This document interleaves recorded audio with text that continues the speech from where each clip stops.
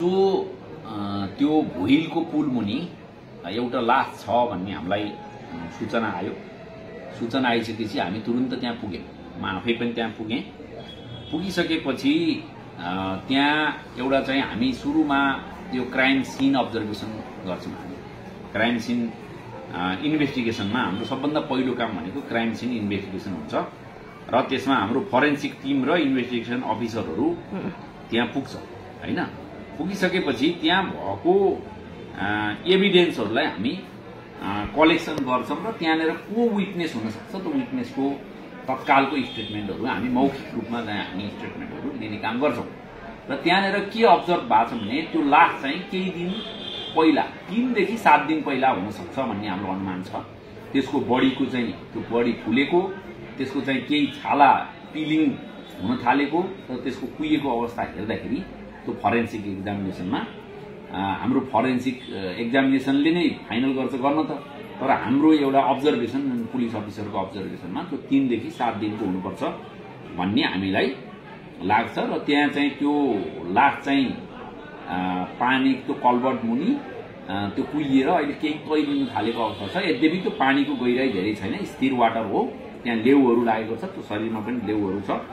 र त्यसको लासको अब्जर्भेसन गर्दाखेरि त्यो 35 देखि 40 वर्षको केटा छ र उसको फेसमा चाहिँ केही सुनिएको जस्तो हो कि भन्ने किसिमले चाहिँ त्यो देखिएको छ।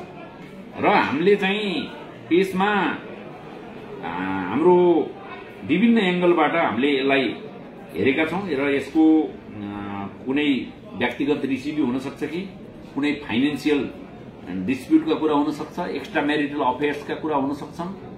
त्यो किसिमले हामीले अहिले हेरिरहेका छौं र केही त्यो किसिमको रिलेसनहरू पनि देखिया छ। उसको मोबाइल हामीले त्यो किसिमले पनि हामी गइसक्यौं।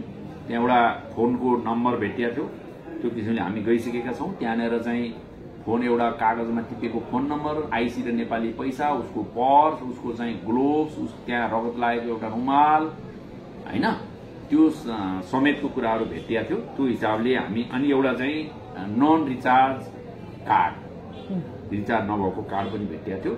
सबै कुरामा चाहिँ हामी एउटा टेक्निकल र ह्युमन इन्भेस्टिगेसन हामी गरिरहेका छौं भने। दोस्रो चाहिँ अब फर्दर एरेस्टहरू हामी के गर्ने भन्दा अहिले एकजना सस्पेक्ट सम्बन्धित मान्छे एकजनालाई अहिले हामी नियन्त्रणमा लिँदैछौं। त्यसबाट पनि अब थप केही कुराहरू खुल्न सक्छ। यो मान्छेको चाहिँ आइडेन्टिफाई चाहिँ भइसकेको छ, आज चाहिँ आइडेन्टिफाई भइसकेको छ र यसको सन्दर्भमा एउटा चेकलिस्ट बनाएर मैले यो गर्नु भनेर चेकलिस्ट बनाएर यो इन्भेस्टिगेसन टिम गठन गरेर त्यो इन्भेस्टिगेसन टिमलाई चेकलिस्ट पनि दिइसकेका छौं भने हाम्रो चाहिँ सामाजिक सञ्जालमा पनि हामीले यसलाई आइडेन्टिफाई गर्न सहयोग गरिदिनु होला भनेर हामीले चाहिँ एउटा पब्लिक अनाउन्समेन्ट पनि हामीले राखेका छौं।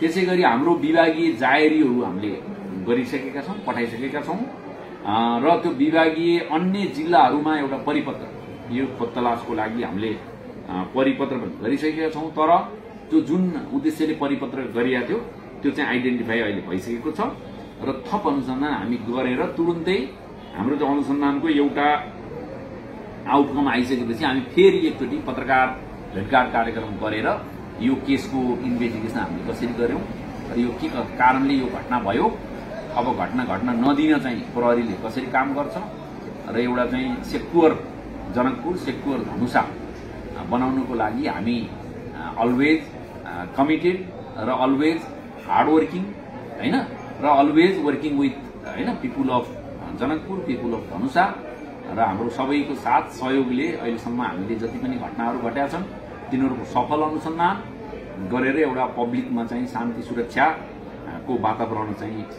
बनाइराखेका छौं।